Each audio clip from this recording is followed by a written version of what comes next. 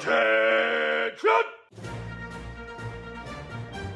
Welcome to the Film Mages Podcast, where the popcorn is our ammunition, the couch is our foxhole, and the cinema is our place of worship. Now let me see your war face. Ah! Hold in whatever you were about to say. Because we have to wait until we're recording. I'm clenching. Don't worry. Oh. And welcome to the Film Mages, everyone. I'm Zack. I am Mick. Unfortunately, I'm Alexis. And she is clenched. She's clenched. She's I'm clenched. holding it in, She's guys. clenched with excitement because we have come to the last episode. The epic conclusion of Period Piece Palooza. Good lord. Oh my god, I'm so sad to see it go. I've enjoyed everything about it, especially that one part. I'm gonna miss that a lot. What? What, just going woo? Yeah. You can still do it. Well, yeah. We'll have to figure out something else for Just Christmas. not when we're Yeah. recording. We'll have to sing. The We'll have to showman. sing. You are the showman, and I am the showman. Oh no. Actually, I You think know what we're that's a talking bad about, idea. folks. You know what we're talking about. Yeah. You know what? no. I kind of We're gonna want make to a talk schnall. about. Huh. What's going on? Oh. Hey. I wasn't even paying attention. Ooh, you guys are disgusting, and I love it. Yeah, me too. Let's sit in that. Alexis is in the hot seat today. I am, and I'm enjoying it. How's it feel to be in the hot seat? All eyes are on I you. have warm coffee. I'm toasty. I'm in a skirt. It's true. And I'm just really excited to talk about the movie that we're going to talk about. But before then, what's going on? Well, one thing that's going on for me is because I have AMC A-List and because I want to churn out that sweet, sweet content for every one of our beautiful viewers, wherever they may be. I went and saw The Menu, directed by Mike Malloy, I I'm believe. so curious. I didn't love it. I thought it was going to be pretty mid based off of the trailer. You would be correct. Yeah. I thought it was decent. Ralph Fiennes is very good in it. Hong Chow is good. Anya Taylor-Joy and Nicholas Braun are both good. But yeah, it doesn't really delve any deeper into its social commentary than, these rich assholes who can afford to go to this sort of a restaurant probably deserve what's coming to them. And it's like, yeah, that's a fine message to have. Hasn't it been done before? Well, yeah, it's been done before, and I feel like if you're going to have that simplistic a social commentary, you need to have fun genre flourishes to come with it. I wish it had leaned harder into being like it's a kind of a black comedy with some thriller elements. How graphic is it? Not very. There's a few there's one or two nasty kills, but none that are that bad, particularly on the rich patrons of this restaurant. Yeah. And yeah, I think that if you're gonna have a simplistic commentary like that, just go for it. Be a nasty horror comedy. You know what that movie needed? What? Cannibalism.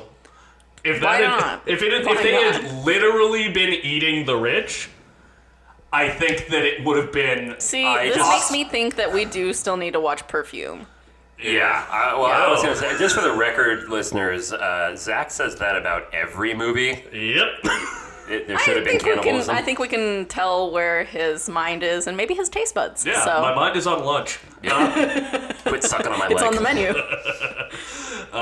Yeah, but, there are a few really good gags. I enjoyed myself. That was a bad gag. It was a gag I didn't enjoy. No. And I hear far too often.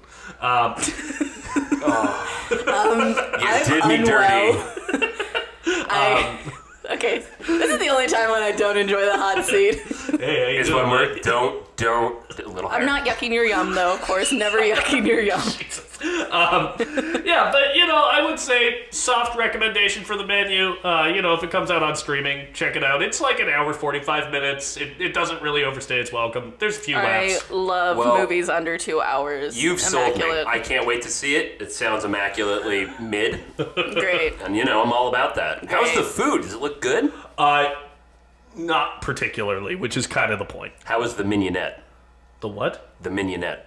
I don't know what a mignonette is. It's a sauce. It's a sauce, yeah. What kind of sauce? It's the mignonette sauce. Oh my god. What does it go on? You put it onto an oyster on the half shell. Oyster. It's vinegar based. Oh. Yeah. Well, It's actually really good. I just learned You learned something. something. You clearly never went to the sound oyster of Zack festival. learning. No, Festival? I don't really Festival. do shellfish. I think I might be Festivals. allergic. Make sure you eat your Oh, festivals. okay. Zach, you're just allergic to so many things. I'm allergic to one thing or one family of thing for sure. Tree nuts. Yeah. You don't like tree nuts, huh? I can't Keep eat those them. nuts off his face. Yeah. Yeah. Seriously. I learned that the hard way. You swelled up like a strawberry. You haven't learned that. Fuck. I can't. Okay, I don't even want to bring up the movie that I watched because, it's so much more serious. Let's segue to the Me Too film. Oh, fuck. What did you see, Alexis? I saw. Get your balls off my face. God. Oh, I'm unwell. Okay. Are you here for the cure?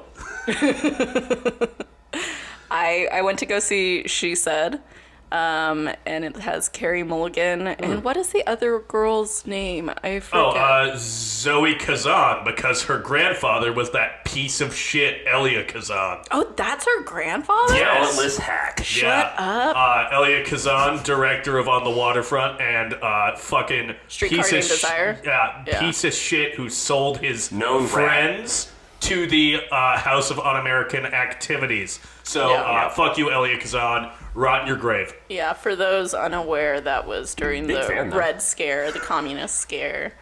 Yeah. Yeah, so She Said, I liked the movie. I have complicated feelings about it. I spent a good portion of the movie just tearing up because the subject matter is, it hits a little close to home. I think, as a woman, there's many times where you've been put into an uncomfortable situation, and it really does kind of change the way that you view the world in some ways, especially as it happens over time and never stops, because you just continue to still be a woman in a man's world. I was talking about that with someone on set yesterday, actually. Really? Yeah, there's this woman who works in the COVID department, and we were just talking about these awkward situations you sometimes get put into, Yeah. and the danger that Yeah. women often put themselves in out of fear of being impolite. Yeah. Because of the societal pressures of just being nice, and if you're not nice, then there's... Well, I think also, just in general, I worked in accounting for a really long time, and I had lots of clients that, a lot of them were male clients, they were business owners, and it's you just laugh when they make an inappropriate comment or something, or they're trying to hit on you, and you just kind of yeah. So this line item, I don't know, it's a weird feeling, but it's so blasé because it just is so normal, that I don't consider it unnormal, and that's kind of the shitty part of that, and that's why I think it put me in a big ick, essentially. The movie put me in a big ick. I walked away from that movie, I was still kind of on the edge of wanting to cry, because it's just not fucking fair. Yeah. What happened to these women, and the fucking Harvey Weinstein. Fuck that guy. I'm so happy he's in fucking prison. Fat sack of shit. Yeah, literally. I will body shame that motherfucker, by the way. Yeah, fuck him. I don't give a fuck. Yeah. Jabba the Hutt looking ass. And it was very interesting. There was this line that I think Carey Mulligan's character says, towards the beginning, which is that, well, why are we focusing on these actresses? Don't they already have a voice? And the other, Zoe Kazan's character had to be well, yeah, they have a platform, but they're not allowed to use it in this case. They've been silenced, and the whole system is working against them. And I think also being in the film industry, it makes it much more real, because I've met, actresses and actors, and they're just people, yeah. And in general, I like the movie. I kept thinking, though, it's just not as good as Spotlight. I liked the movie, but at the same time, it didn't feel as emotionally affecting as Spotlight continues to be every single time that I watch it. I think it was a very important story. I'm really glad that I watched it. I'm glad that they made the movie, and I'm glad that even Ashley Judd was actually in the movie. Oh, wow. She was the first actress other than Rose McGowan to like attach her name to the New York Times article that they posted, and she said basically that, you know, it's my duty as a woman and as a Christian to come forward, essentially. And yeah, I mean, it was really, really a tough position to be in because, you know, it's their job is Hollywood, and they could have gotten in a lot of trouble, and they did. You know, a lot of them were like blacklisted for a really long time because of, you know, saying these allegations, or put in a position where like fucking Harvey Weinstein showed up to Gwyneth Paltrow's like house one day, like after she had talked to them, just didn't do anything, just showed up so that she knew that he knew, you know? Like, those methods of intimidation that men do are just fucking disgusting. Yeah. He knew the power, you fucking know. Yeah, of course he did. But other than that, the other women, I think it was like Lauren O'Connor. There's a few different women that were interviewed and were named in that article. And thank you, I guess, is all that I can really say. Why does it not hold up to Spotlight? Like, does it feel less groundbreaking that film did? Or I think that one of the things is that, like, visually, Spotlight has a lot of elements in addition to being a story that is really important, but also the atrocity of child abuse. I never want to, like, compare things, but I think that, like, emotionally for me, as I, like, because I also went to Catholic school, so, like, it also hits close to home, and it's, like, it's not just, like, with like, the Weinstein situation and the Me Too movement, you know, obviously these women are robbed of a voice and robbed of their bodies, you know, and their autonomy and everything. And like I said, I'm not making a comparison because it's not comparable. But when I watch Spotlight, it's not just that all those things are happening to these children, that their voices are getting robbed, that their bodily autonomy is getting robbed, but also being robbed of their faith, you know, which breaks people, you know? And, you know, we gotta nail these suckers. Yeah. So you show that no one can get away with this. Yeah. Not a priest, or a cardinal, or a friggin' pope. Mark Ruffalo, folks. Thanks for Ruffalo. joining us. It's time, Robbie.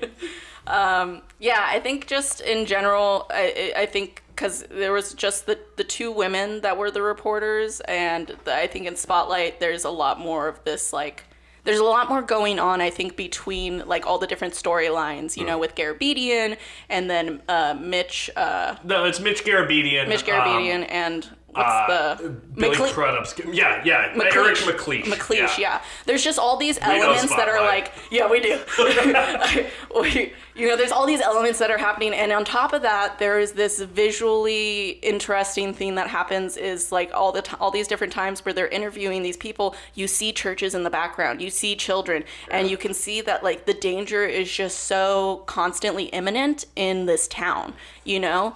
And so I think that's why I think personally that Spotlight is a better movie overall, but I still really liked She Said.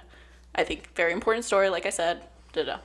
Again, we've said this on many an episode, but I love a newspaper movie. I'll definitely be checking it out. Yeah, definitely check it out. Cool. Anything else going on?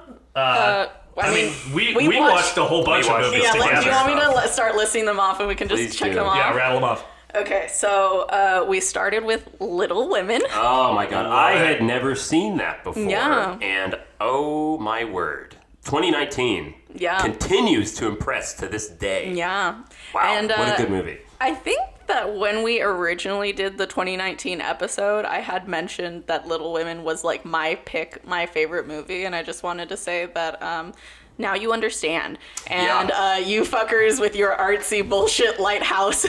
Hey, I supported you. You did. Mick was like, really? Little Women? Okay. Well, I hadn't seen it. Yeah. He was like, seems like too many women.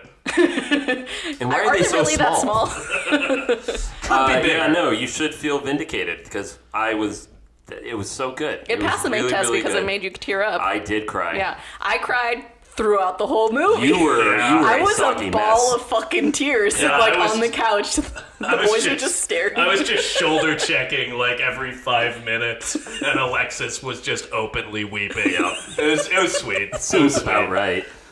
You know, I had this moment, I told you guys, but I'll tell the viewers as well, but I was like on the couch and I was just like having this moment of like, it's so nice to watch movies with friends. Aww. It's so nice to share this with them. Yeah, Alexis kept going, I just feel so much closer with y'all. Yeah. I mean, and that's also because, Zach, you had some strange bowel movements going on that day. So we could hear you from the other room just...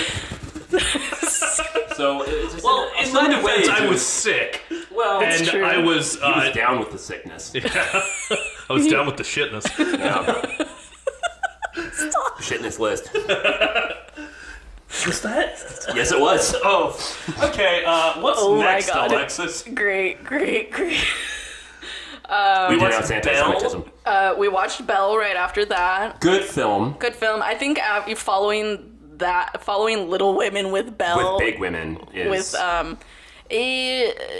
With I personally Bigger women. Little Women is better yes, story it is. than Belle. It's a better film. Yeah, but there's still elements of Belle that I really enjoy. I mean, I obviously like doing Period Piece Palooza. There's so many movies that are do not have like anybody of fucking color in them, other than people in a position of inferiority. Mm-hmm. Like maids and such. So it was nice to actually have a fucking movie on the list. Based on a true story. Yeah, based on a true story. Yeah. I really recommend that. If you haven't seen Belle, I was introduced to that film in the feminist film theory course I took in Eugene, Oregon, and very, very good.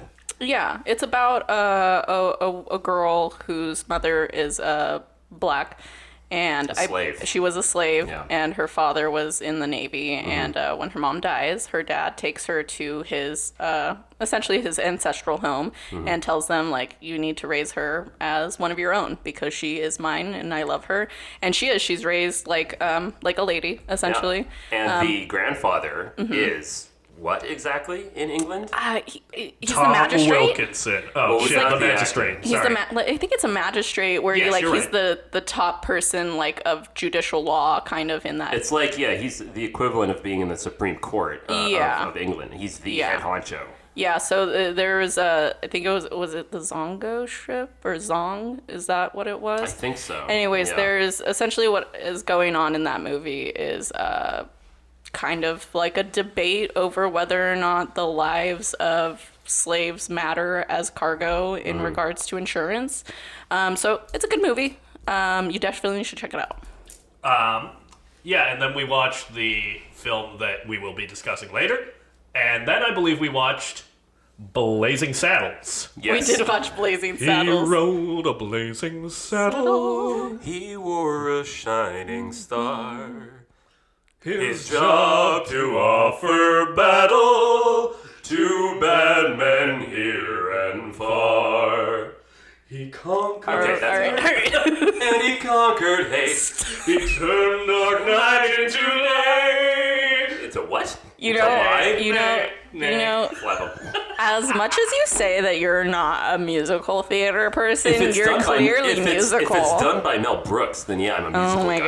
god. We're gonna get you into Yeah, musicals. don't worry, It's Mick. not gonna It's happen. gonna happen. It's Yeah. been years. People, You're gonna. I said that about anime, and I We'll let actually got into anime, but it's not going to happen. Well, Mick, you haven't- never say never in this group of friends. Yeah, you haven't met Bob Fosse yet. Who's Bob Fosse? All Oh that my jazz. God. All that jazz. Yeah, Oh. and Cabaret. Yes. Oh, okay. Yeah. Fun. Great. He's Welcome. and then after Blazing Saddles, Alexis was mostly asleep. Yeah, she Oh yeah, I didn't even passed finish the fuck Blazing out. Saddles. Well, because we It was drank so exciting, she much passed during out. the movie that we watched before Blazing Saddles that by the time Blazing Saddles came on, I was like, guys, I'm twisted. You were twisted. I was twisted. I ate another edible, and I was like, it's night. But yeah, then No, I will admit though, I really like Blazing Saddles. yeah, it rules. Yeah. It rules. It's one I of the was funniest movies ever surprised. made. Yeah, Yeah. but I love Gene Wilder so much. So fucking funny. Yeah. Yeah, we might have to do a Blazing Saddles episode at we some really point. should. Yeah. But yeah, once Alexis fell asleep, I stole a little bit of an edible from her. She was asleep. She didn't notice. Do not dare to do drugs. And then Mick and I watched The Naked Gun Files from the Police Squad, which I had never seen and thoroughly enjoyed. Yeah, I've been wanting to show you this movie for a long time, and that's another movie that still holds up. Don't quote me on this, but I think the people who made Naked Gun are the same people who made Airplane. Yes, the Zucker brothers. It's so good. I put Blazing Saddles, Airplane, and Naked Gun up there together. I love a the comedy. joke per minute ratio Yes. is just, they rattle it off. It's so great. There's a wonderful celebrity cameo in By it. Mr. O.J. Simpson? No, it's He's not the one. wonderful in the Is film. that a cameo? Yeah, no, he has like a part in that movie. What a funny guy. He was great. Great. Yeah. What Love else? it. What else did he do? Oh no. Well, I think he owned a won- Bronco. Well, yeah, and he won the He owns a Heisman Trophy. horse? Yeah, no, he rushed for like over 200 yards. Yeah. He's Yeah. a hand model Yeah, that's all he with did. gloves. Yeah. Totally. O.J. Simpson, hand model. All right. Didn't you guys wake me up because Priscilla Presley was in Yes. that movie? Yes. We And thought I- you'd have a bigger reaction. We were like, Alexis, I don't even wake remember up. you guys It's waking me Priscilla. up. And you looked over and you went, and then he just kind of got more twisted. That's accurate. Yeah. All right, so we've been talking for over 20 minutes. Okay, wait, but we're not Yeah, we haven't done. got through the list. Yeah, let's got finish through There's the still list. more Okay. stuff This going will be on. a fucking long episode. Okay, we watched The Favorite, which was really good. great Nick had movie. never I seen it hadn't before. seen that either. It's incredible. Yeah, I mean Emma Stone's performance and fucking Rachel Weisz and Olivia Colman just fucking star-studded. Yeah. You know, incredible So female beautiful, power in that. too. Oh, my Yeah. gosh.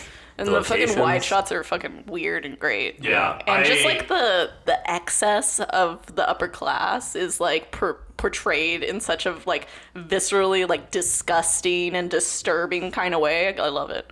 After this, I might see if you guys want to watch A Killing of a Sacred Deer. I'm 'Cause down. I love Yorgos Lanthimos. That dude. I've been meaning to watch that movie for like years now. Colin Farrell. we all seen The Farrell. Lobster? Barry, isn't it Barry Coe? Yeah, Barry Yeah. Keoghan. Yeah, that was Yeah. the movie that like put him on the map. Yeah, I I like him as an actor like a lot, so I really want to see him. Oh, you know what else he was in? Dunkirk. And That's we watched right. that. We watched me and Mick Dunkirk. watched Dunkirk. Again. Yeah, So good. I don't remember what you were doing in the kitchen, but you were like, so what do you want to watch? And I was like, Dunkirk? And he was, Yeah. what did you say? It's like, are you the woman of my dreams? Is that what Yeah, this is? yeah. You just want to watch a World War II film? Casually? Oh my god. How lucky. And then And... as a joke, but not, wait, what? No, sorry, keep As going. a I got joke, excited. but also not as a joke, I threw on Pearl Harbor afterwards. Yep. I've never seen it, and Wow. I really want to. Well, I skipped through almost every single scene that We- had to do with romance. So here's the thing, though, really quickly. When we put it on, because we were eating up all the violence in Dunkirk, we were Yeah, loving it. yeah. We put on Pearl Harbor because we wanted to keep the World War II thing going. And Yeah. Alexis said, "You know what? Let's just fast forward to." I've never heard her say this before. Let's just fast forward to like all the action bits. 'Cause I just want to see death. I don't want to. Like, let's get to the violent part. Yeah. And we did, and thank God for that, because you have to get through half of that fucking movie before anything really happens. So- No, it's tragic. I hate Ben Affleck in that movie. His character is just like Funny story from the set of that movie. Apparently, when that was being made, someone who was working on it, I don't remember who, told this story. Was like, yeah, no, Michael was like really insistent on like he was going to hold shots longer. He was going to, be more patient with his editing. He didn't want to make a movie like he had been making. And Well, he nailed it. After he was like made a after 3-hour shit. movie. Well, no, he was like after the first day. It was like I believe the quote was it was like on the first day it was like watching an Italian try to speak without using his hands, and by the second day we were making a Michael Bay movie again. Yeah, that sounds about right. I do have to say, strangely enough, it passed the Mick test a couple times towards the end. Well, I think it's hard because of the subject matter. Yeah, you know? it's That's something not like- good subject matter for Michael Bay. Well, actually, I'll be honest with you. the Once actual we get like to war the parts attack, are well. it's great. Yeah. Like, it's a Pearl Harbor film should be. Well, Like them trying to get to the hangars and get all that like kind of prepared so that they can like take off, and just in general, like that section of the movie is like a good 45 minutes long, and the actual attack of Pearl Harbor lasted only an hour and 15 minutes. Wow. So it's almost like a play-by-play, and they got a lot of stuff right. Like when the Zeros are flying over the mountains and going through, and you have all the kids looking at that. As I told you, my ex's grandmother was there. She was 6 years old during the Pearl Harbor morning, and she told me she remembers going outside and looking up and seeing a Zero fly by and actually making eye contact with the pilot. Yeah. And that's in the film. And so it was kind of cool to watch. Oh, wow, they really did their research. This is cool. And in general, like when I read a lot of books in school because I was a nerdy kid. But one image that I think always stuck with me from the attack on Pearl Harbor was the hands coming out of the grate of one of the ships, because many men were trapped in those ships after they were bombed and never got out. They're still there. Yeah. So just that imagery was very... It's still in my retina to this day, in my subconscious, and so seeing it play out on the big screen it's definitely affecting. Yeah. So, good job, Michael Bay. Done good. Yeah, I mean, once you get past fucking all the shit, the Ben Afflecks and Josh Hutchins, not Hutcherson. Yeah, I kept saying, "Hey, it's Josh Hutcherson." The guy from Hunger Games. Oh yeah, no, Shovelface. I know him. It's what does it say? Josh Hartnett. Oh, yeah. Yeah, no, you know who Josh Hartnett plays? Huh? Boy Sweat Dave. Oh, What? really? Yes, he plays Boy Sweat Dave in Wrath of Man. Oh, okay. He is now I that's have to right. see the movie. No, He you is don't. your namesake, I Alexis. have to watch You it now. don't, though. Boy You really Sweat don't. Alexis. I wish literally, it that's was my better. favorite thing to say on set. Is just like, all right, it's Boy Sweat Alexis time. Like, why am I so disgusting? I don't understand. Good question. Okay, any other movies we should try to get Yeah, through? I think we're. We watched Legends of the Fall. Oh, we watched Legends of the Fall. You fell asleep during part of it. Did I? Yeah, No, just I a know I little didn't. bit. It has a really, really good score by James Horner. Yeah. But other than that, the movie's it's kind of mid. But like that is a family favorite. And what did I say? I said that must be the Avitia family secret sauce: is steamy sex scenes in period films, Yeah. Period films? period piece films. Okay, let's be specific. Steamy sex and Do we period have films. to? You're the only one that's picking that apart. You know, maybe Well, that's subconscious. I think we should just call it steamy period sex. Excellent. I love it. You know? All right. Anything else? We threw on Casino Royale. Oh yeah, Casino Oh Royale. my Great. god. After fun. discussing it last episode, Yeah. If It's a lesser known spy film. if you've somehow fucking lived under a rock for like 16 years, go check out Casino Royale. Good movie. Yeah. And with that, let's Segue into. get out of what's going on. Let's get out of what's going on. Button up, fuckers.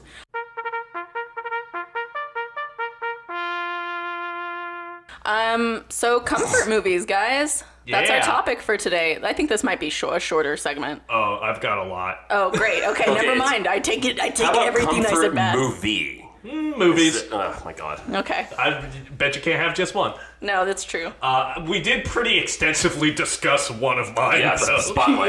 Yeah. I find newspaper films, particularly newspaper films featuring Mark Ruffalo, very comforting. Because Yeah. another one of both my favorite movies and my comfort movies is Zodiac. I find that movie strangely comforting. I think it's the sort of procedural aspect of it, watching people who are good at their jobs work to solve a problem, and work to solve a problem, particularly in the case of Jake Gyllenhaal's character, working to solve a problem for no reason other than it's the right thing to do. Robert Graysmith is, I mean, and because you've become obsessed, but, you know, that drive to know because something has happened that's wrong, I find that very comforting. I think what I enjoy is the disillusionment that a lot of these people, that happens to a lot of these people when they start to investigate something and realize how much people have been hiding and how little driven people have cared. How driven people are to keep it hidden. Yeah. You know? The conspiracy behind burying this. Yeah, like incredible. in Spotlight where he says, so what do you think we should do about it? Like, should we listen to them? And he's like, I think we're going to have to not listen to anybody on this one. Yeah. You know? He's got no idea what's coming. Liev Schreiber's so fucking good in that movie. Oh, I fucking love him, dude. Yeah, I'm like, Marty yes. Baron, let's go, boy. Let's go, boy. I love a Marty. So that's those are a couple of my comfort films. Nicholas? A couple? Yeah, Zodiac and Spotlight. Oh, yeah. Is that that's all your list is? Oh, no, I have more. I just want to bounce it to somebody else before I keep going. Yeah. Well, you know what? I'm going to keep this this theme going here. I don't know if I've talked about it on the podcast yet, but one of my favorite comfort movies is also a journalism film. You've also actually starring... talked about it twice, I believe. Have I? Yes. Wow. Well, here we go again. Buckle up, fuckleheads. It is the Michael Keaton film from the 90s, directed by Ron Howard, also starring Glenn Close and Robert Duvall, and the titular Randy Quaid. Yeah. The Paper. It's a fantastic film. I've never seen it. It's really, really good. It's a day in the life of the New York Sun. I don't know if it's a real paper. I think it might be fictionalized. But basically, the movie opens with a hate crime, so to speak. Yeah. And the police discover it. And right next to this crime, there are two black men. I guess we should throw them behind bars. And so the film is basically Michael Keaton, who is the main editor of this, or not the main editor, but he's one of the higher up guys. And the night before, the newspaper really dropped the ball on a story, so the investors are upset. And so the film is about, it parallels the experiences of these two black men who are being accused of this crime, and the Michael Keaton portion, which is to uncover the truth of this story. Not because justice should be served necessarily, it's we need to have a good headline. Gotcha. And it's interesting how you kind of watch how the motive behind the paper and the motives behind these two men end up kind of meeting at the end, where the, spoiler alert, but they do the right thing. They uncover the story, and it's fantastic. And it reminds me a lot of Uncut Gems, because the whole film is incredibly frantic. People are talking over each other. It's extremely stressful. Marissa Tomei is so good in it. I love a frantic comfort film. Yes. That's funny. That's a funny contradiction. Yeah, it's, Jason Alexander is in it as well. Oh, shit. And Mr. George Costanza there's himself. There's a fantastic bar brawl between him and Randy Quaid that is worth the price of submission. So that's a fantastic comfort film that I have not seen in years. Wow. So I recommend it if you haven't seen it yet. It's a little corner of cinema history. Not that many people know about it. Great. Yeah. What about you, Alexis? What's a comfort film for you? I won't mention one for right now. We'll circle back to that later on. But so funnily enough, Spotlight is one of mine. I'll just throw it on just sometimes, just to have something to watch. It's just to have some because fun. they knew. They did it to kids. We gotta nail these suckers.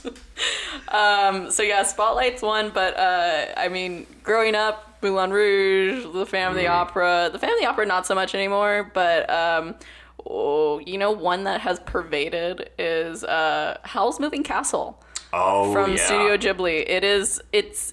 I wouldn't say it's definitely not one of the best Studio Ghibli movies, but it is the one that is probably my favorite to rewatch over and over again, because it has a love storyline. It has a pretty boy. It has a girl who voiced by Christian Bale. I know.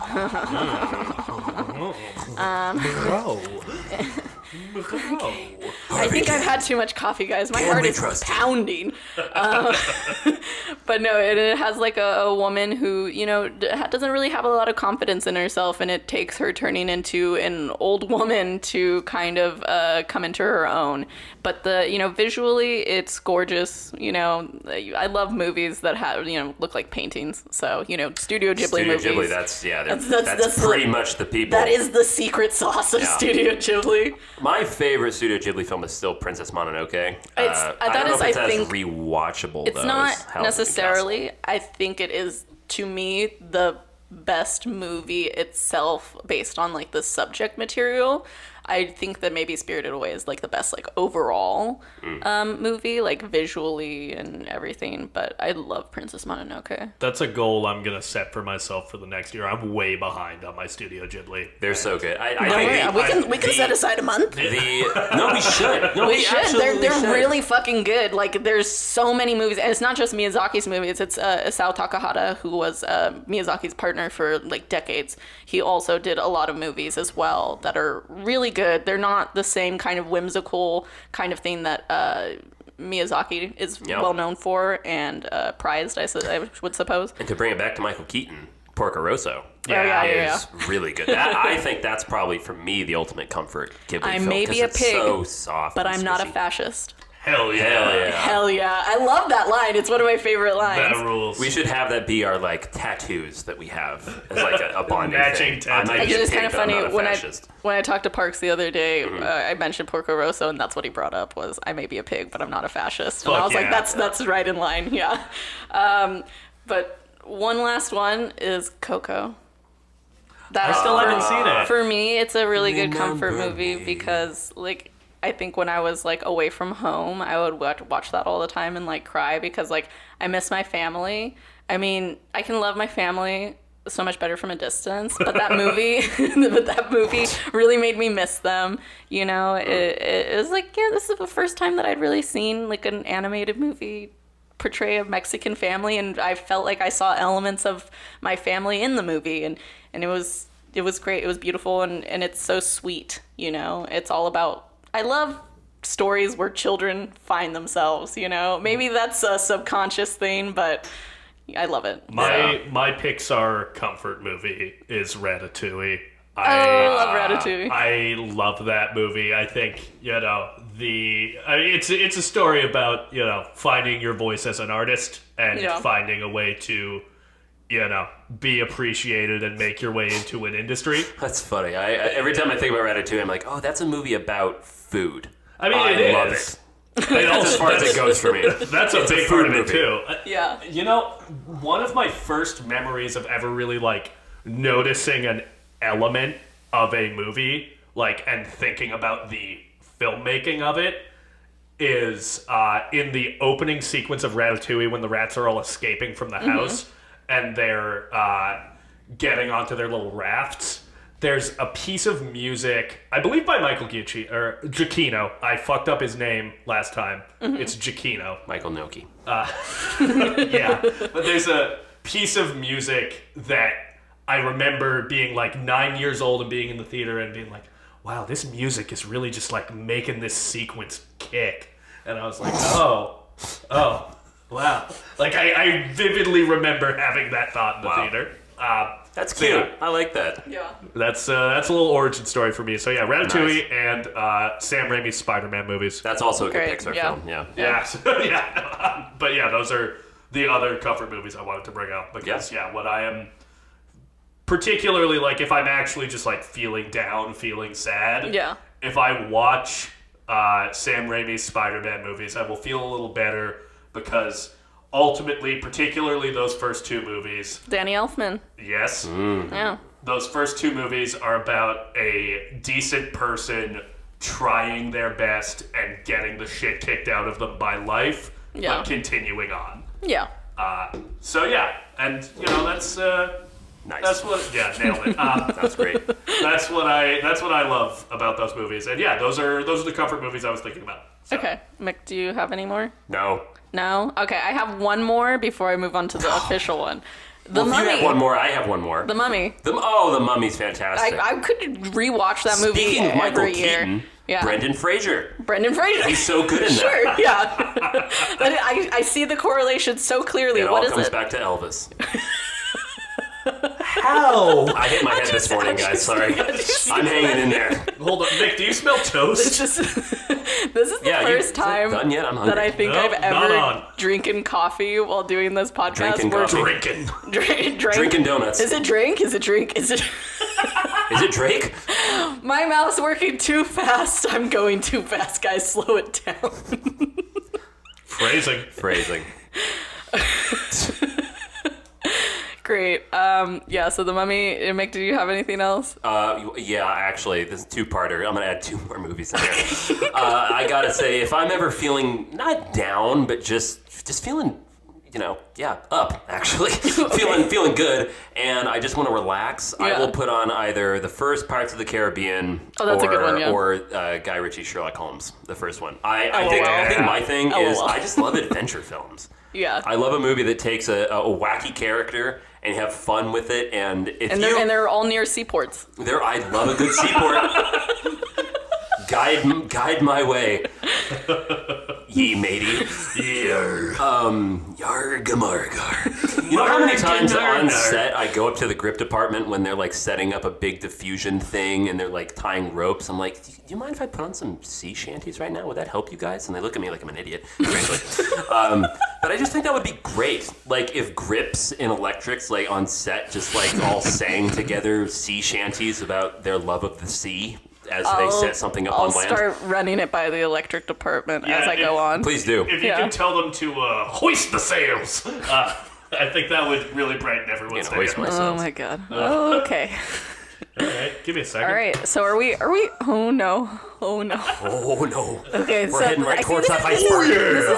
This is how I know the hot seat is a little too hot sometimes, is when you guys start to touch each other and I'm just staring We're not at touching you. each other. I mean, you make motions as if you're touching each other. Hey Alexis, what movie are we talking about today? What's going on? Stop. We're moving on. There's no more what's going on. Okay, sorry. Okay. But I'd like to move on to this movie. The penultimate movie. I watched this when I'm sad. I watched this. Movie. This is the final movie. Oh, this is the Penn State movie. Penultimate is second to last. Okay. Wait, what? Yeah, penultimate means second to last. Oh, does it? It's the exciting conclusion. Okay. Yes, this is the thrilling conclusion. Okay. This is the... How many more adjectives or adverbs can you throw in? Sublime. Wait, that's not an adverb. Okay. This is the sumptuous and extravagant conclusion. Okay, I'll allow that one. I'll allow that one.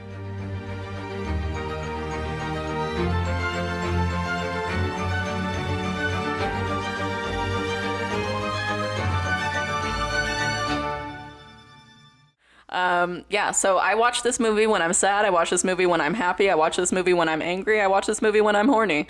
It's Pride and Prejudice, 2005 by Joe Wright. Often all 4 of those emotions are happening at the same time. I'm so sad and horny and glad and feeling weird. Yeah. This was Zach's first time watching it, mixing it a few times with me, and I've seen this movie. I don't even want to guess how many times I've seen this movie. I saw this movie when it came out in 2005, and it has been in the arsenal for how many years? Is that 15, 17 years? 17 years of watching this movie, probably at least a few times a year. So, wow. Yeah, I can actually close my eyes. Yeah. And see the entire movie just listening to the audio, and I can quote like almost any line from it. That's how I am with the Birdcage. Straight up. Oh yeah. That's how I am with Zodiac. How Egyptian. It's Arthur Lee Allen.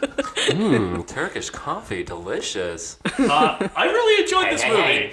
I had a blast with this movie on my first watch. I was, pretty lit. Why were you lit, game? Zach? Because we played the drinking game, which will be posted on the Instagram before this episode comes out. Yes, please play along. Can I read out the things that we added? So we listed rules at the end of last episode, and as rules we were were added during the movie. Yeah, it which just is pretty felt right. fucked up. Because there were a bunch of moments where we just felt like we should drink right now. Yeah. What triggered that? Yeah, so one of them was a drink at the iconic hand scene. Another one was drink every time Mr. Bingley is young, dumb, and full of cum. That's mine. that was mixed. But you can, even if you've never seen this movie, you can tell. You can tell when that happens. For sure. Yeah. Zach picked up on that pretty quickly. Yeah. That's because I've seen Point Break, so I know what it's like when someone's young, dumb, and full of cum. I said this as a joke, but I was like, if you want to get really fucked up, just drink every time there's irrepressible giggles on screen. Oh, God, that's a rough then one. Zach was like, no, we should do it. Yeah, and I was like, yeah, I glommed let's do onto it. that role pretty quick. I had an honorary drink for Judi Dench because it's not a period piece movie until Judi Dench somehow comes out. And then we had, what was it? It was like... I had a personal rule for myself. It was drink every time you feel triggered by the family dynamic, which was often. Quite often. And then I started to feel bad because then anytime you would drink, I was like, oh, Alexis is triggered. I'm going to drink. I was juiced, man. I was juiced up, bricked up, the juice full was loose. up of seltzer and wassail. That's right. Yeah. Oh, yeah. Congratulations to Mick, by the way. You make some fucking mean wassail. Thank you. Can you explain what wassail is? Yeah, wassail. Speaking of Pride and Prejudice. Yeah. Wassail is a harvest drink that I believe is Scandinavian or Dutch. It's basically just spice cider. You get some spider. You get some spiders. But it's like so good. You put cider, but then you put like cinnamon and cardamom pods, nutmeg, little cloves, oranges. You put fresh slices of oranges. It's so good, and then you put brandy in it. Yeah, then you put a little bit of brandy in there, and you have yourself a good little time. Yeah, when you're watching Pride and Prejudice, with a little hot mug of wassail. Zach laughed so many times. God, we're so in sync. That was literally what I was about to bring up. Oh, tell me why. Ain't nothing but a heartache. Tell me why. Okay. That was the wrong notes there, but you're still okay. I still love you. Me? Damn. No, Mick. Oh. But yeah, Wait, hold on 1 second. Fuck you. Okay, keep going. I really appreciate that this movie understands the inherent silliness of the British upper class, particularly in this time period. There's a scene towards the end before Mr. Bingley goes back to propose to Rosamund Pike's character. Yeah. Bingley. And he's like rehearsing what he's gonna do with disaster. Mr. Darcy. Yeah. And there's another sequence where all of the Bennets sit down together. Oh my god, yeah, the scene where they all collectively go and sit down together, hysterical. But the one that I was thinking about is before Darcy and Bingley show up. Yeah, they are like frantically cleaning up the room and trying to look presentable, putting away the ribbons. Yeah, and like yelling at each other. Mary, find some useful employment. And then it cuts to Bingley and Darcy entering, and the Bennets are all like sitting on their like couches and chairs, pretending to read. Oh, and they're perfectly blocked out. Yes, yeah, good bit. I was shocked how many good bits are in this movie. The thing that I love so much about this adaptation is that it doesn't lose anything, because I've read the book a few times, like I've read a lot of Jane Austen's like works, and it doesn't lose anything in the translation. They really, whoever adapted the screenplay really understood the humor that is always present in the novels, and especially the actors just know how to time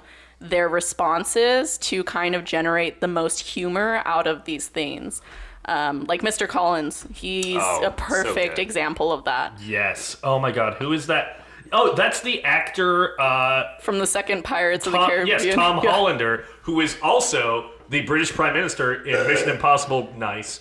Thank you. He is the British Prime Minister in Mission Impossible Rogue Nation during the scene where it is discussed how Ethan Hunt is the living manifestation of destiny. God. We're back. It all comes back to Mission Impossible, apparently. It fucking does. Thank you. I'm trying to think. I've talked about this movie so much, I feel like I don't have anything to say about other than how wonderful it is. No, it's so good. Something I really love about it is its sense of time. It does not feel like a modern film. It doesn't feel like an old film. It just feels like a window into the past. As soon as the score starts, the beautiful cinematography from beginning to end, you are carried back to this era, and it's just, there's so much visual splendor, there's so much just splendor going all around, really. Shouts out Dario Marianelli. I was literally, we were so in sync, that's what I was going to bring up. I was going to say that this is like the perfect bookend to our Period Piece Palooza. Because Dario Marianelli also did Jane Eyre's score. Yeah. So Great it's music. Yeah, and I think the combination of the score with the sweeping landscapes, I think that's the other thing that Joe Wright really does well in this movie is understand the inherent beauty in the British landscape during that point in time, One of my favorite things, though, is that Elizabeth Bennet, you can tell that she's like, Mr. Darcy, I'm kind of interested in him. And then she fucking sees his pad, and she's like, what the fuck? I turned this dude down? He lives here with all these marble statues? His place is like 20 of my houses. Yeah. He has a lake. Oh my god, Mr. Darcy's pad is fucking sweet. Yeah, it's great. Darcy's got a nice crib. Since we're talking... I'd slide in there for sure. Since we're talking Mr. Darcy, I have to talk about the very weird experience I had watching this movie. Matthew McFadden. Oh, yeah. Yes, Matthew McFadden, for those of you who don't know, is one of the supporting actors on the best TV show currently airing, which is Succession. He Very plays different Tom character. Wambsgans, who is not a dashing romantic lead. He is a ball of nervous energy who, when he is not desperately trying to make his disapproving wife happy, he is bullying / flirting with her cousin, Greg, who is the tallest, dorkiest drink of water in existence. I've seen him in a bunch of movies, and I've always thought he's so cute because I always just love that brand of dorky guy. Yeah, Nicholas Braun. Yeah. A wonderful Love actor as him. well. Yeah, Love check him. out Zola from last year. That is actually Or Zora, also sorry. the reason why I started watching Succession was because I saw a few videos on TikTok that made it seem like there was something gay going on between them. There is. And I was like, when I started watching, I was like, where is it? Where is it? But I think I just have to keep going because I'm only on like episode 3 or 4. Greg, wrestle me to the ground. Yeah, some lines that are either attributed to or said by Matthew McFadden. Buckle up, fucklehead. Yeah. You can't make a Tomlet without breaking a few Gregs. I said that over walkie this week. Because we were talking about him, Matthew McFadden, because the second ID I'm working with works on Succession. I'm so and jealous. says that he's an immaculate guy to work with. I'm sure I love he it. seems Yeah. That makes me incredibly happy. pleasant in interviews. But yeah, he is. I have a little tote bag that my brother got me for my birthday that says Team Kendall in the Twilight font. Yeah. But in terms of who I'm rooting for on Succession, Mr. Tom Wambsgans. He rules. Matthew McFadden. I love Matthew incredible McFadden. actor. I'm just automatically, that man rewired my brain as Mr. Darcy, and I've never been the same since. Yeah. In fact, I would say that every relationship that I have is probably inherently disappointing after watching Mr. Darcy. Wow. There's just Bummer. the tension, the longing looks, the pants. Oh yeah, that's another one of the rules. Yeah, anytime Drink he's when looking he really looks good. in his especially pants. well in his pants. Yeah. Yeah. So got- if you're gonna be with Alexis, bust out some fucking tight licking. Yeah, she requires camel toe. I'm just saying it. Another thing that We're I all really thinking it. appreciated in this movie, Yeah. there's a lot of really incredible oneers. Yeah. Yes. There really is. Particularly, there's one at the ball that I yes. believe Darcy and Bingley throw. It's Bingley's place. Bingley's so place. Bingley throws it. Bingley throws it. It's After the being Netherfield pressured ball. after being pressured by the Bennets. Which, just as a quick side note, when me and Mick watched the 1995 BBC miniseries, which was like 6 hours and disappointing because there was like the saddest fucking kiss at the end. That's all I have to was a say bad about kiss. it. It was a bad kiss. Couple of turtles going at But it. like when we watched that Netherfield ball scene in the BBC version, Mick's one comment was, "This is like the Jane Austen version of Uncut Gems," because from the beginning to the end of that scene, you are there's so much going on, you're so stressed. And I think that comes across in the oneer too, because like you can see all the different ways that her family is embarrassing her essentially, and then it ends on Elizabeth hiding. Yeah, and that's always so hard when I think it's their first kind of like, they have their confrontation, Yeah. Bennett and Darcy. where there's what does he say? There's the manner of your family, where he basically kind of calls out the fact that her family is kind of all over the place. Inappropriate and unbecoming for people of their age. And you can see in Elizabeth Bennet's face, like, oh my God, how dare he? And he's right. Yeah. That's the worst. Right. It's always the worst part when somebody insults you and then you're like, oh, he's fucking right, yeah, though. It's a nerve. It's more infuriating, actually. Yeah. But I really love that one because you have obviously such a warm tone in the room up until you get to the part where you are on Elizabeth at the very end of that oneer, and it's blue lighting. Yeah, you know, she's in the goes dark, cold. and she looks so good. The shot is just so visually pretty with her in it. Yeah. I don't know. My favorite oneer, if I can, just really quickly, is it's pretty simple. There's not a whole lot of camera movement, but it's when Mr. Collins and Mrs. Bennett, the mother, are speaking as to Mr. Collins about how he wishes to wed Rosamund Pike's character, the oldest Miss Bennett. But unfortunately, she is, probably going to go with Bingley. And they're discussing this, and you have basically it starts with a wide shot of all of the sisters are in the background in this room, lit by fire, and then it becomes a two-shot. They do a rack focus, and suddenly Bennett and Mr. Collins are talking. Then it kind of punches in, rack focuses, so then it's the wide shot again, comes back to the two shot, another rack focus, where then it becomes a oneer, or just a single shot, and it's so smooth. It's so smooth, it's so dynamic, where they fire off about 5 different shots just by moving the camera forward and back and doing different rack focuses. Yeah. It's so good.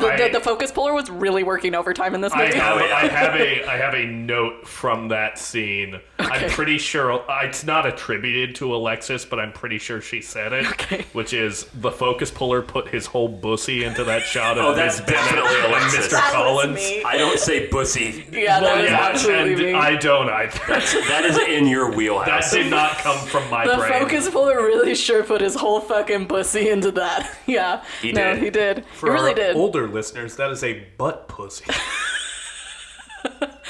Great. I can just hear my dad go, oh.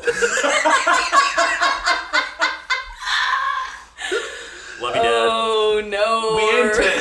On the Film Majors, we aim to educate our audience. The more you know, because knowledge is power. Yeah, I mean, we're millennials, but we gotta keep up with the children, so... And their pussies. I think technically, no. Nick. No. Cut that. Didn't we just talk about She Said? Damn. We just talked about Spotlight. Yeah. It's time, Robbie. Pussy. They knew. They did it to kids. We gotta nail these suckers so we can show that nobody can get away with this. Not a priest or a cardinal or a friggin' pussy. Yeah. You done? Stop it, Mick. You're in a timeout. Yeah, you're well. I didn't even bring it up. You mentioned that the first one was I said it during the movie. I was drunk. I'm hearing. That brings me to another Alexis quote from this movie, which is, "That scene gets so much better drunk every time." And so she was sober when she said that. I have no fucking we don't clue. remember. We were drunk.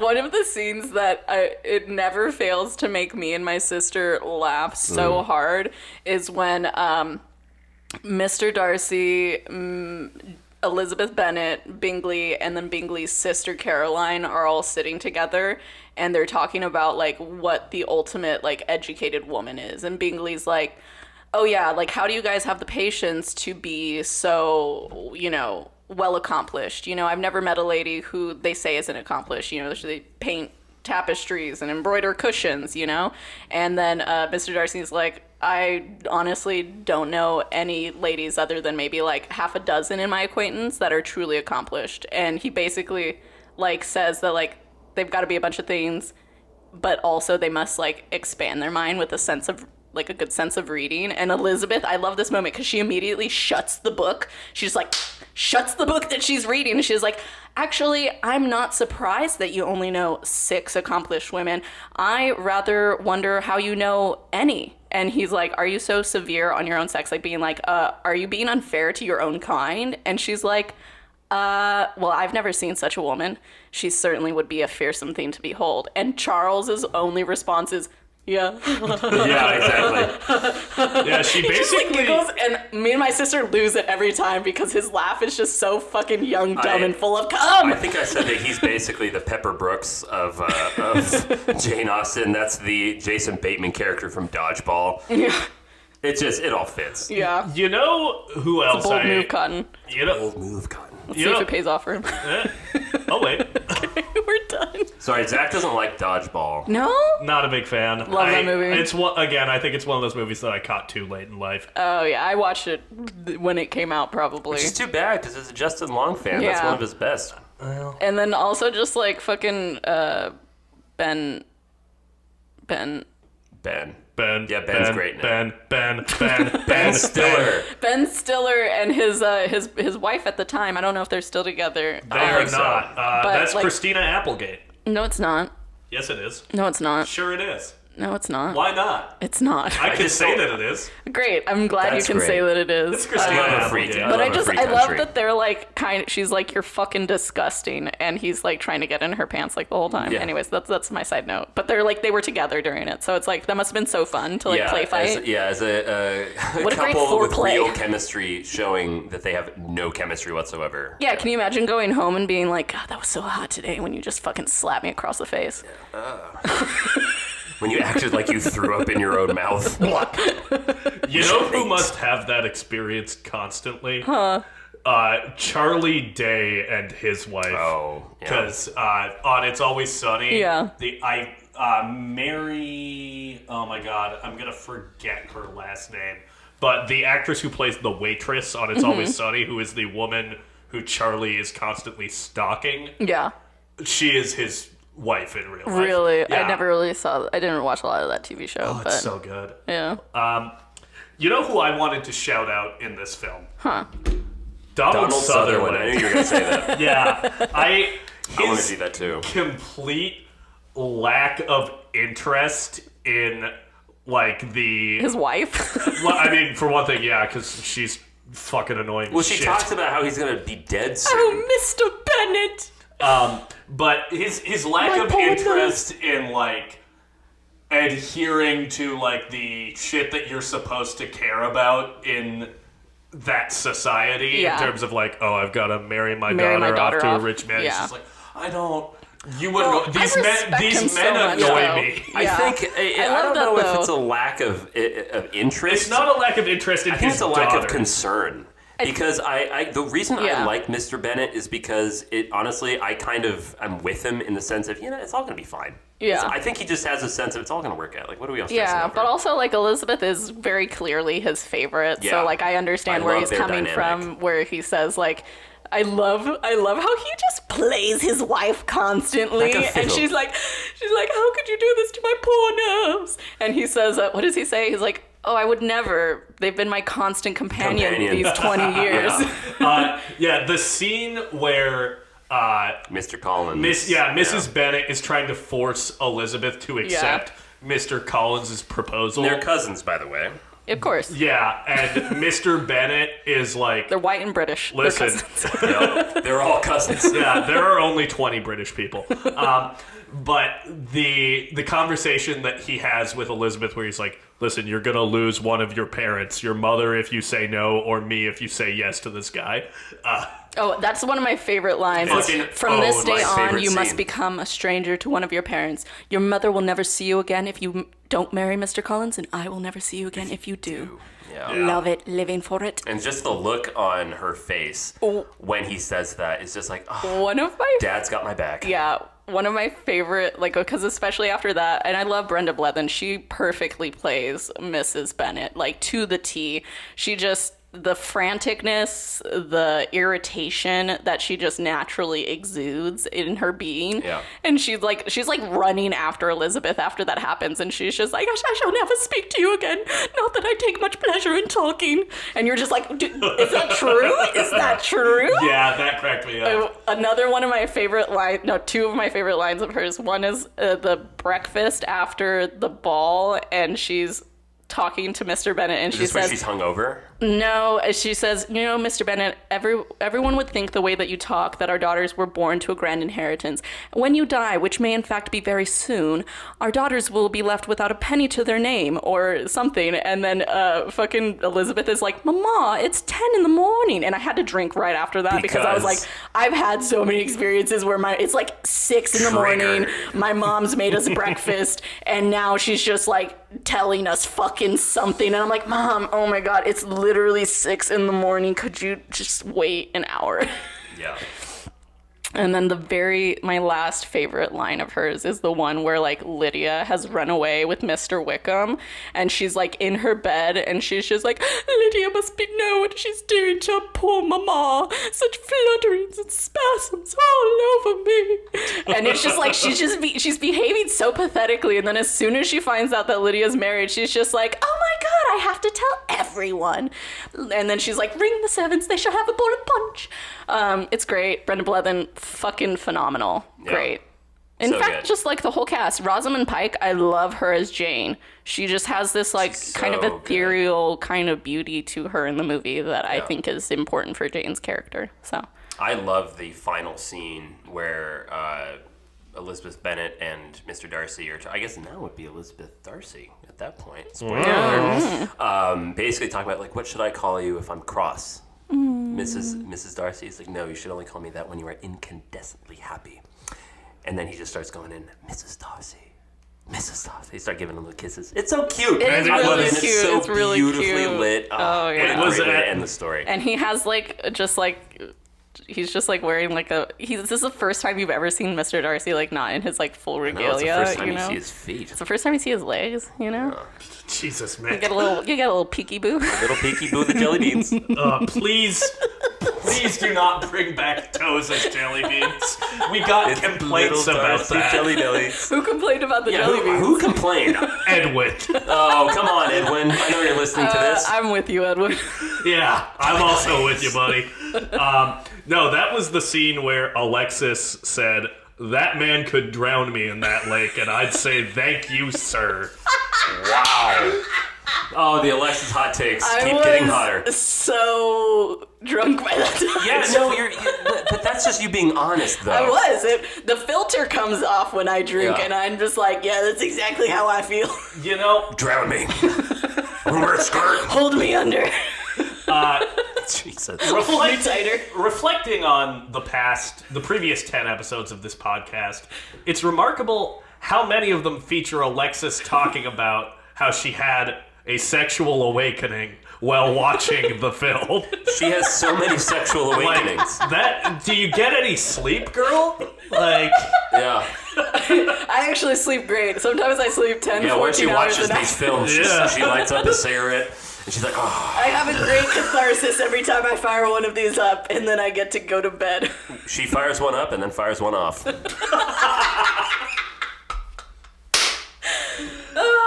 That was a high five, ladies and gentlemen. I love it. As she recoils in her chair because she knows how right we are. Carey Mulligan's also in this movie too. She's Kitty. She has a small part, but she was in She Said, so I thought I'd shout her out. Great. It was so weird because I was like, oh, we're literally about to talk about Pride and Prejudice, and I'm watching her in this like totally different role, and She Said, so it was kind of fun. One more thing I want to bring up about the ball that's Bingley throws is there's a very funny moment, or it might be the ball before that, where Elizabeth and Darcy are dancing together. It's the Netherfield ball, yeah. And Elizabeth goes, I love this dance. And Darcy goes, indeed, most invigorating. And then they proceed to do the slowest, most boring, shitty dance imaginable. And I'm like, oh man, things were fucking popping off. This seems so fun. They're having a full-on argument so politely during that scene, and then the sexual tension just gets nice and thick. Yeah, it's great. And I love what they do with vanishing everybody, because, it's pretty on the nose that they're in their own world, but I still like the visual representation of like everyone disappearing and they're just dancing together. It always I don't know, I thought that was so fucking romantic when I was a kid. Alexis, do you enjoy the voyeurism of this film? Oh, absolutely. Absolutely. Please explain. Tell us more. I don't know. I think generally anytime any film has elements of voyeurism, it just makes me like it a lot more. I immediately thought of The Handmaiden and what's wrong with me? Jingle bells, jingle bells, jingle bells. I thought about Halloween. Yeah. I now that you're talking about it, now I can't really think of anything. Well, there's a I think lot it's just of like scenes. I was going to say the hand shot. We should not record this episode and not mention the hand shot.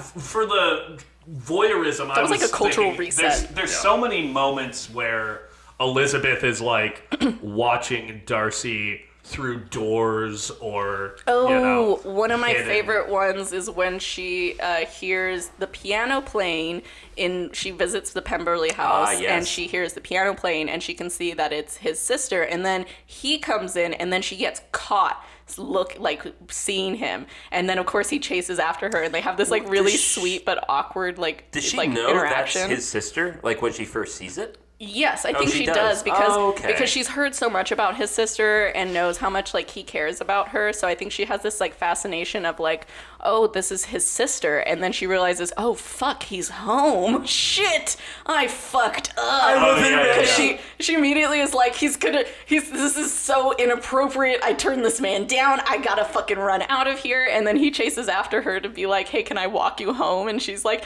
no, I like walking. I'm panicking. Literally panic. But it's so cute. One of the other moments that I love between them is when I think they're at fucking Rosine's Park with Lady Catherine de Bourgh and her little phaeton and ponies. Catherine de Bourgh. And she's playing on the piano. It's clear she's like not great at the piano. And she told Darcy's cousin, Colonel Fitzwilliam, that the first time I met him, he didn't dance with anybody, even though there was not enough men for all the women that were there.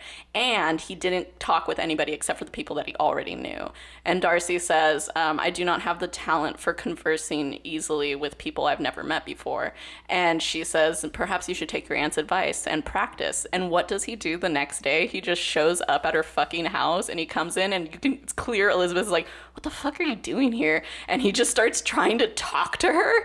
And she's like, it's great. And then he's like, okay, it's so good to see you, and runs away basically. But it's so cute because it's clear to me that he was trying to do what she said and practice talking to somebody that he doesn't really know. And it was precious. I think that comes back to the title, which I never really knew before watching this, why it was called Pride and Prejudice. Yeah. And I do think that that's a really appropriate title for this story, because it is all about, what the characters assume about one another. Yeah. That sequence where he comes to her house and she's like, oh, he's so fucking rude. He, won't talk to me. And it's like, no, he's trying. The motherfucker has social anxiety. Yo, boy is shy. And then pride in terms of like, oh, I've, felt like I've been slighted, and now,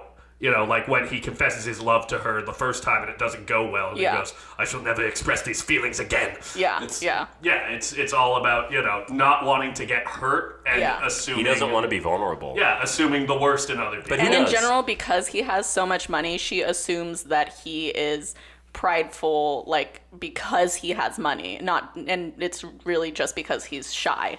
That suffering that the rich have, the prejudice against rich people, it's so tough. That's one of my favorite lines, though, at the beginning of the movie, where, like, she's like, so how much does he have? And she's like, 20,000 pounds, and he owns half of Derbyshire.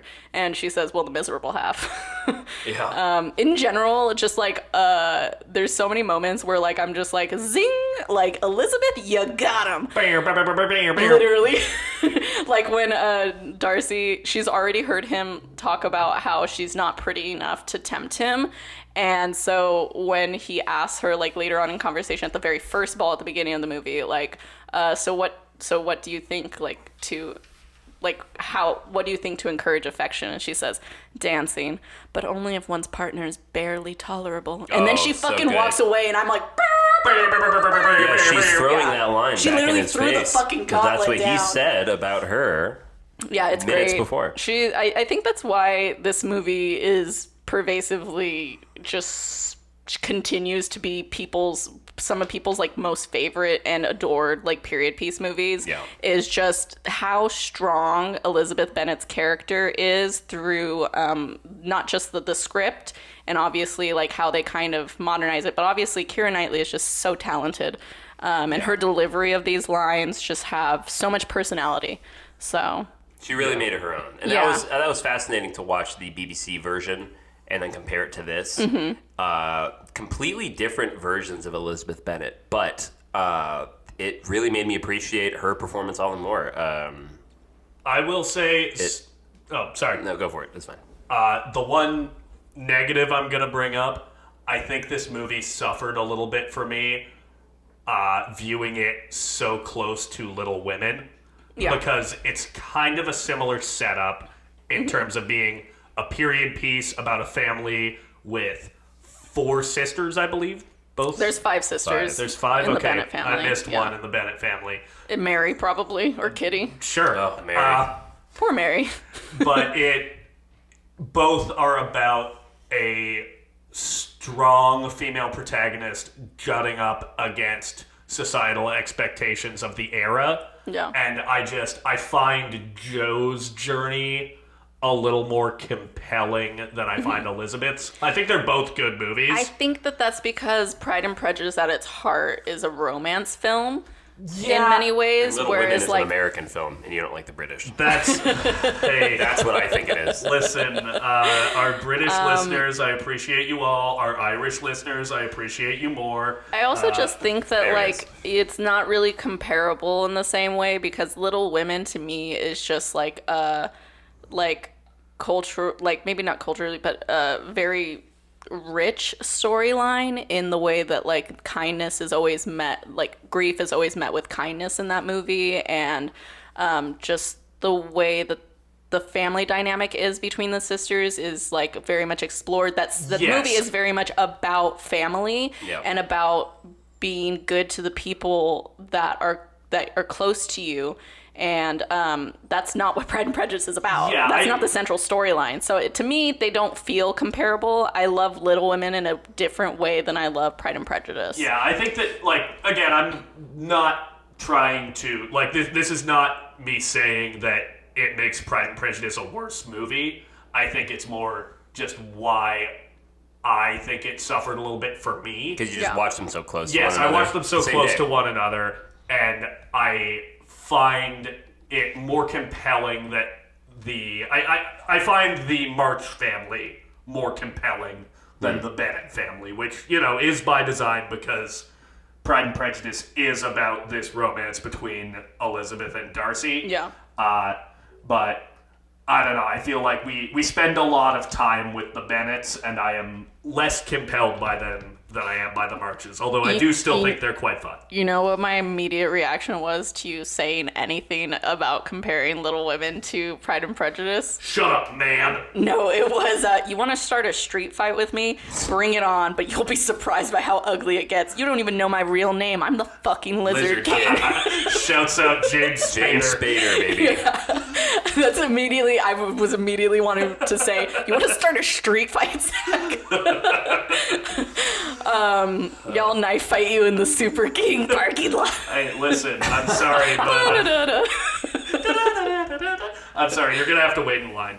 Do we have anything else about Pride and Prejudice? I'm sure we do. There's got to be something else. I can scrounge something up. That was the other thing. One of my favorite shots is when Elizabeth and Jane are talking together under the covers. Under the sheets. Oh, that's so cute. It was really cute. I really loved it. I mean, like, you know, now that I've been on so many, like, on film sets and, like, I know the movie magic that creates that, you know. There was like obviously, but they still managed to make that feel so intimate, despite me knowing that there's literally people holding open these fucking sheets, and there's probably someone with like a light pinned down over it so that it looks like there's candlelight, you know. It's a testament to like great fucking actors. Yeah, you know? great being acting. Thrown by that. But then also just like I don't often see some of the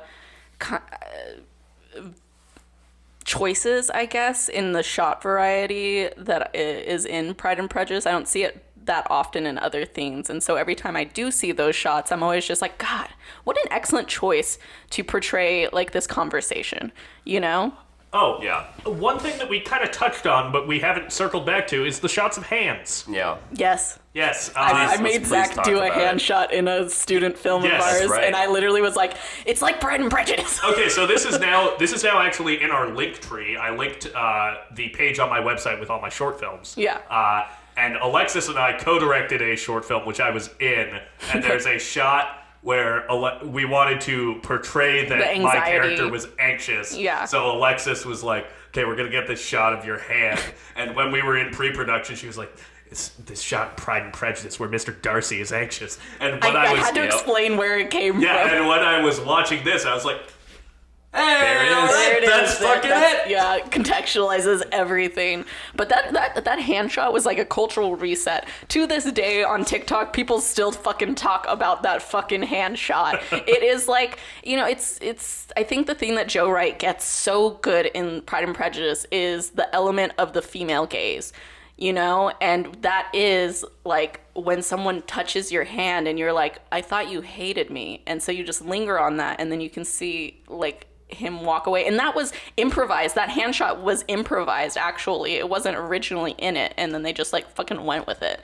So I mean, that's tribute to Matthew McFadden and Joe Wright for being so flexible with things, you know? What's that saying? You get a lot of credit for things you never intended. Yeah. It's very true. Also, one of the best scenes in the rain, personally, to me. Like, everyone's nice and damp. How I like it. We love a slick... That makes three of us. We love a slick boy. In the words of the Blank Check podcast, we love a slick flick. Yes, we do. But yeah, no, I love that. I viscerally remember watching that in theaters for the first time when I was like, I want to say I was like 10, maybe 11.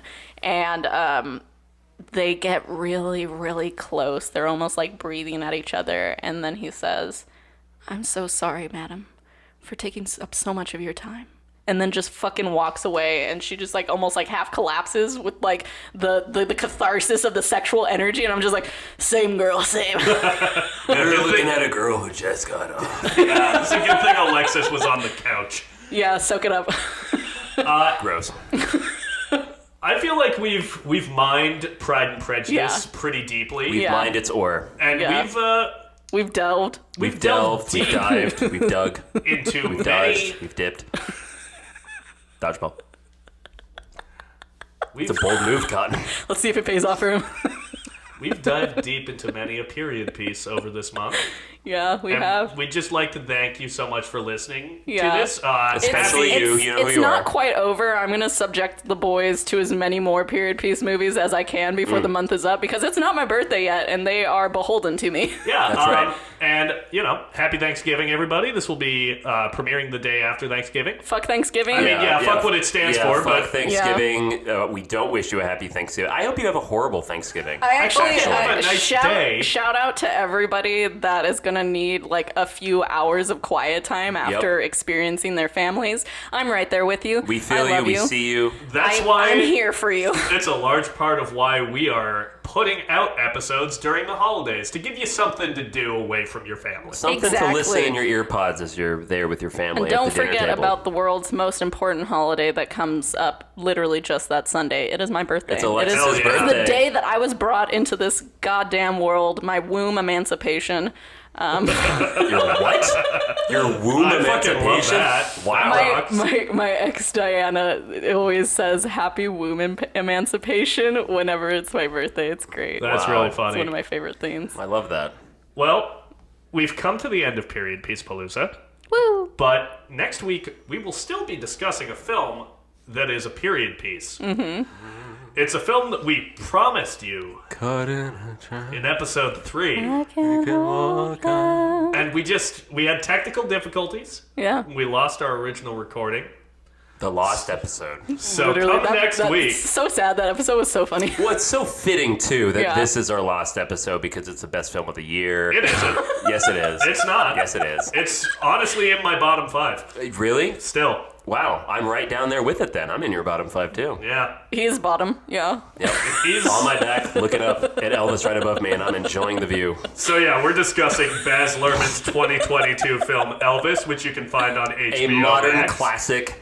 You can find it on HBO Max. We'll discuss how we all fucking feel about it. I love that movie because it's so divisive. Most of the people that I've talked about this movie to, they fucking hate it. It conjures strong feelings. It does. I'd rather talk about a movie that I don't like that made me feel something than a movie that I'm lukewarm on and I'm not going to think about in a week. Yeah. So I'm looking forward to this episode. You can find the movie on HBO Max. And if you want to follow us on social media, you can find us at Film Majors Pod on Instagram, Twitter, as long as Twitter still exists, and TikTok. R.I.P. Twitter. Yep. Bye, Twitter. And if you want to send us some feedback, compliments, complaints, whatever you got. Berations. Yes. Berations are the best. Yeah, I guess we're going to demand that you berate us at the end of every episode. I just want to hear something clever and fun and a slap to the face, you know? Yeah, that's how we get off. You can email us at filmmajorspod@gmail.com. And do we have a LinkedIn? No. No. Why would we have a LinkedIn? Relevant. We're not a business. We're not relevant. Yet. So thank you so much for listening. Yeah. And Alexis, do you have any final words on Period Piece Palooza? Send us off. I'm really happy you guys took this journey with me. I don't know. I think it was that TikTok. And with that. Oh, great. It's fine. No, keep going. Cut the woman off.